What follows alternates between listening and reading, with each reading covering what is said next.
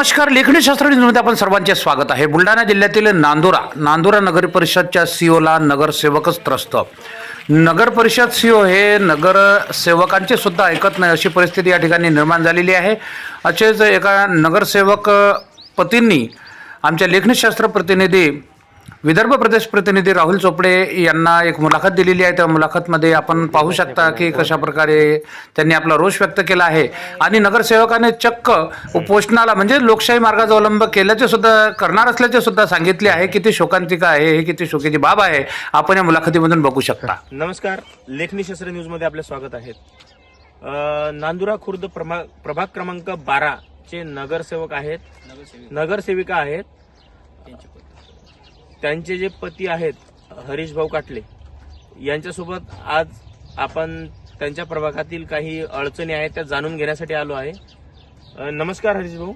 नमस्कार. हरीश भाऊ, आपल्या प्रभागातील काय समस्या आहेत आपण सांगू शकाल का?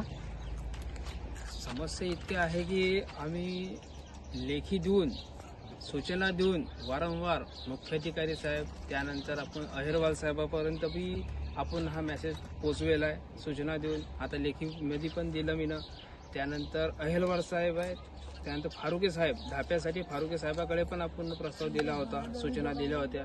पण यांनी आपलं कोणचंच काम 1 महिना झाले केलं नाही. एकच वेळेस आपल्या प्रभागामध्ये 12 प्रभागामध्ये JCP आली होती. ते JCPचं काम आपण 4-5 घंटे केलं, पण अर्धवट काम अजून बाकी आहे. अर्धवट काम सोडून आजपर्यंत 1 महिना झाला, 1 ते 1.25 महिना JCP आजपर्यंत अजून काही आली नाही. वारंवार त्यांना सूचना देऊन पण ते काही आपलं काम करत नाहीये.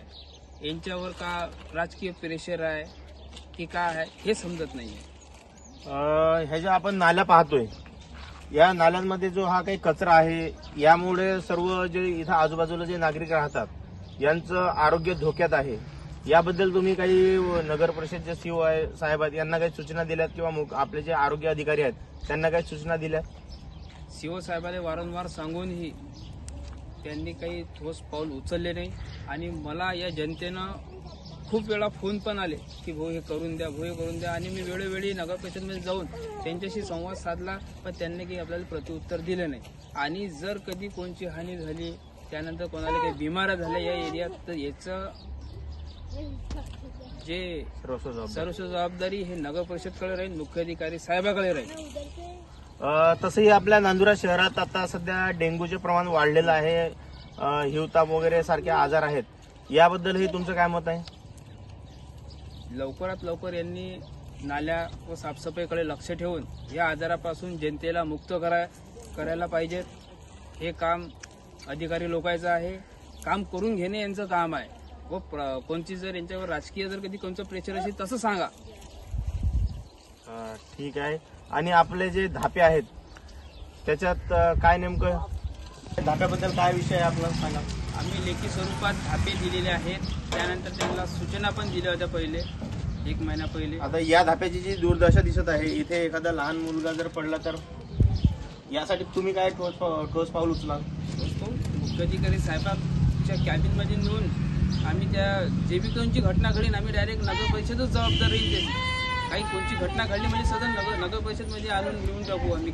काहीही असो ते, कोणाचा हात मुळो पायामुळो काही हो, याची जबाबदारी पूर्ण नांदुरा नगर परिषदच्या सीओ साहेबाकडे राहील. कारण की सांगू आम्ही थकलो.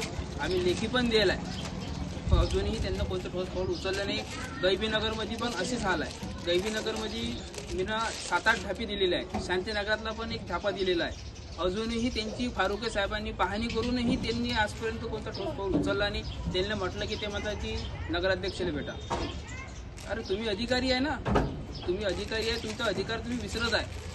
तुमचे अधिकार तुम्ही जाणून घ्या आणि नगरसेवकाला तुम्ही सहकार्य करा. नाहीतर आम्ही तीव्र आंदोलन करू. येत्या 8 दिवसामध्ये सीओ साहेबांच्या कॅबिन समोर मी बसणार आहे, आंदोलन करणार आहे. जर हे कामं जर समजा तुम्ही जे कामं सांगितले ते जर पूर्ण झाले नाही तर तुम्ही सीओ साहेबांच्या कॅबिन समोर बसणार आहात? आंदोलन करणार आहे, त्यांच्या कॅबिन समोर आम्ही बसणार आहे. तत्पर्यंत ते आम्हाला लिखित स्वरूपामध्ये आम्हाला सांगत नाही की आम्ही हे करून देतो, तत्पर्यंत आम्ही दोघांना उठू नये. ठीक आहे साहेब, धन्यवाद. आपण आपला अमूल्य वेळ आमच्या लेखनीशास्त्राला दिला त्यासाठी धन्यवाद.